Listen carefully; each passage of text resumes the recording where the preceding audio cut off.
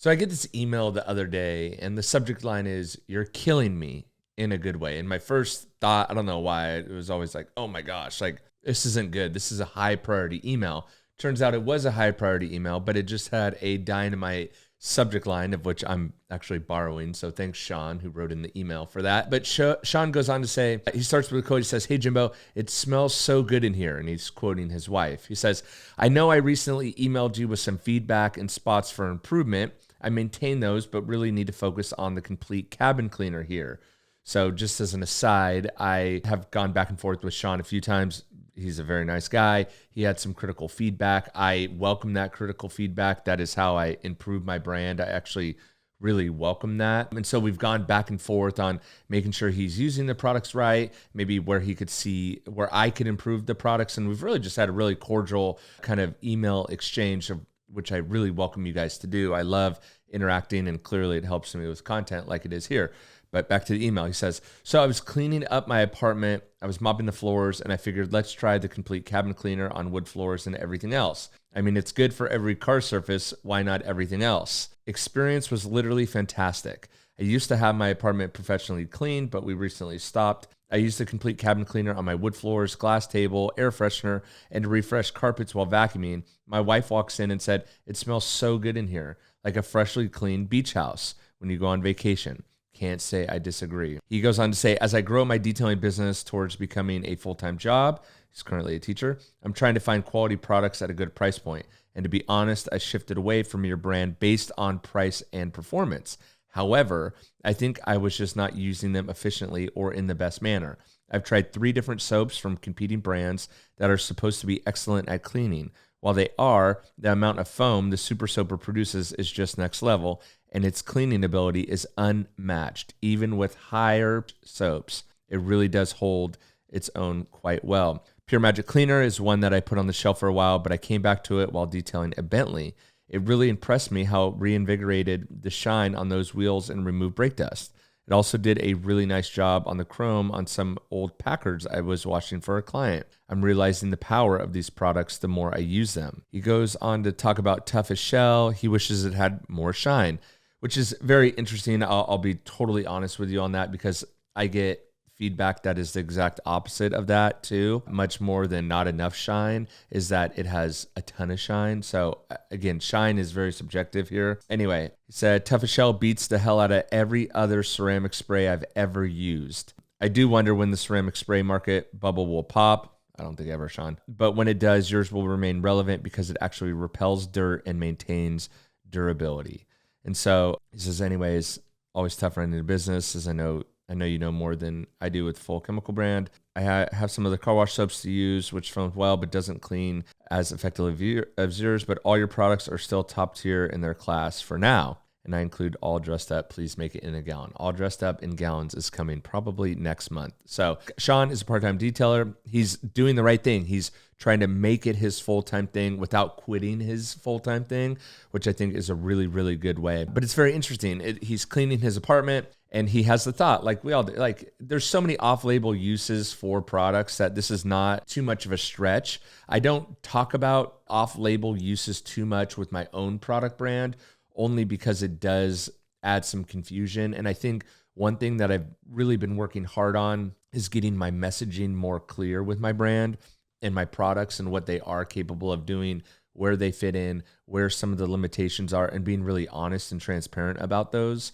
Because as I've talked about endlessly, and it's very true, is that every product has pros and cons and limitations and trade-offs. And as a brand owner, it's up to me to decide what of those trade-offs I'm willing to do, or to, take less of this, more of that, whatever. With my product brand, what I try to do is bring it to the absolute limit. And that's where I've noticed, that's my kind of differentiator, if you will, is that I'm trying to bring my products to the absolute limit, having as few limitations as possible. Let's take Tough as Shell for an example. He said, "Hey, it's not shiny enough." Well, as you increase the shine on something like a ceramic spray, as you increase the ability for shine, you start running the risk of it streaking really bad. And so, or not being super sun friendly or not being able to use it on all surfaces. So you really have to teeter that line of like, okay, what do I want? Do I want maximum shine possible? Or do I want it to be maybe a little less shiny? I'm struggling with this because I personally think Tough Shell is very shiny, but I guess it could be shinier. But in making it shinier, I'm going to have a trade-off of it's going to be more difficult to apply. It's going to streak a little bit more. And those are all samples that I played with when developing Toughest Shell, honestly, and then redeveloping it about a year into the brand. And I feel like it's in a really good spot right now of like, people use it on glass, people use it on paint, they use it on dark color car. And so my decision was I will take a little less shine, and I'm talking very, very little because the vast majority of feedback is that it's really shiny. And so, but let's dial back in the shine raw material because my top priority is easy use and making it really easy to use and also durable. So again, the more you increase the shine, the more you have to cut back somewhere else. And so using Toughest Shell as an example in that is what I have to do as the brand owner working with the chemist with every single product in the line. So Complete Cabin Cleaner, it's a pH neutral cleaner, but so that is something that I wanted it to smell really good. I felt like when I was developing the Complete Cabin Cleaner and testing all these other brands, they either had like a really strong minty smell or a men's musky cologne smell. And it was just like scents are very subjective, even more than shine, and very, very hard to pick because they can smell different in a variety of situations as well. And so like, for example, summer heat can make something that smells really good in the wintertime. The summer heat can make it smell like barf, right? And so that's a very, very tricky balance to play, right? And so with the Complete Cabin Cleaner, though, I had that scent that I had used in a private label product as a quick detail spray, and I really, really liked it, and the feedback on it was amazing. And so I asked Walter, hey, can we put that same scent into the Complete Cabin Cleaner? And it's probably been the number one compliment I get is that scent and how unique it is and how no other cleaner on the market smells like that, and people use it as an air freshener. Right. And then working on every surface, I know the downsides of using a high pH, all purpose cleaner on tan mats and how that can actually turn them yellow and discolor them. Right. And so I know how the color red can do that on some interiors. And so all these things come into consideration for that. And then it's highly dilutable and foam's really good. Right. So foaming is another thing with the Complete Cabin Cleaner that I developed, and I had samples made with like low foam, tried that, high foam, tried that, and then figured out where I wanted it to be because foaming is very important.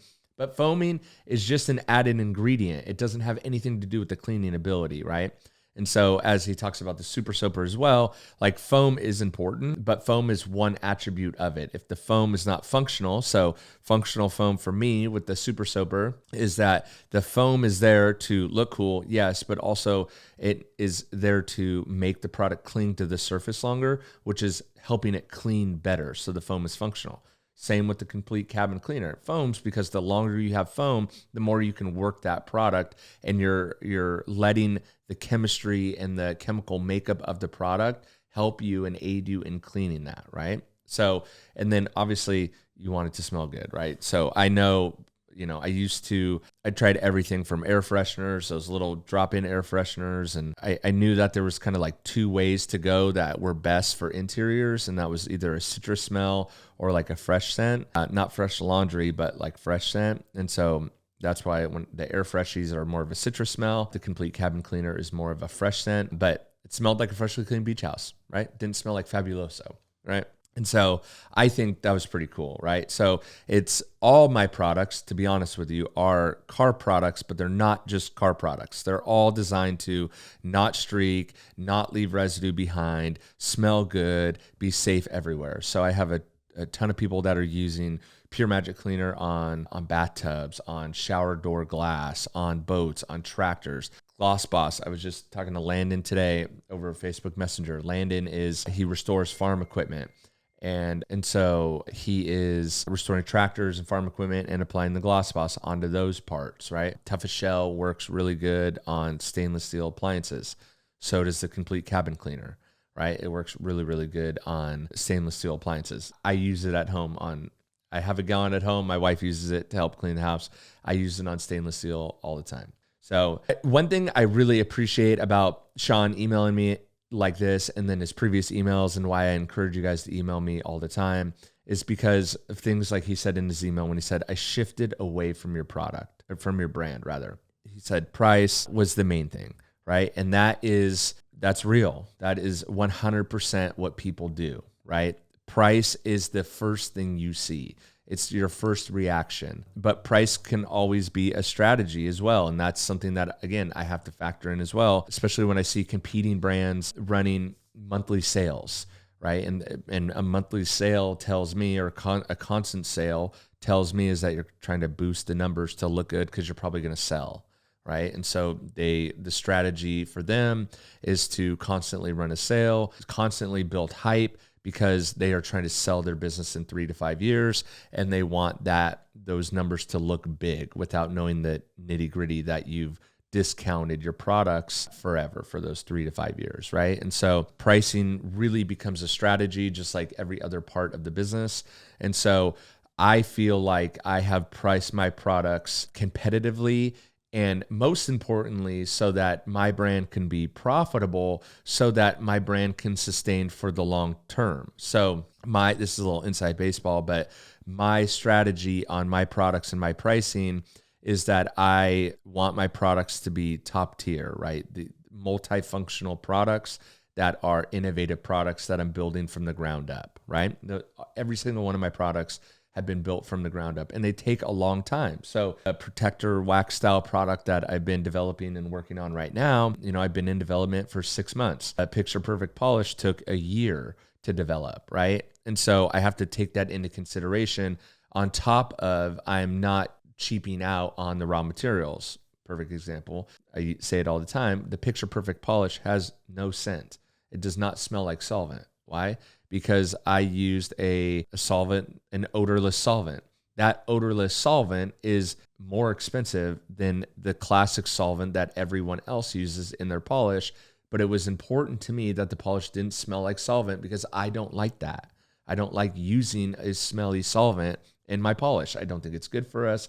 I just don't like it, right? And so I opt for higher grade raw materials, and I push the envelope on, like I talked about earlier, on like, what is the least amount of drawbacks of this product that I can absolutely have, right? And so I do that for every single product, right? So my products are more expensive to make. They are also custom made. I have a manufacturer making them for me to my specs, chemist, manufacturer. I bottle, package, and distribute all myself. In fact, that's something that a big change that I'm making to my brand this year is I'm having it made at a manufacturer, but everything is then brought over to my shop, and we are packaging, bottling, labeling everything in-house and distributing in-house. That's a big, big thing that I'm working on currently. And so, point being is I'm not taking any off-the-shelf things. So all the raw materials that are brought in specifically for my brand and me.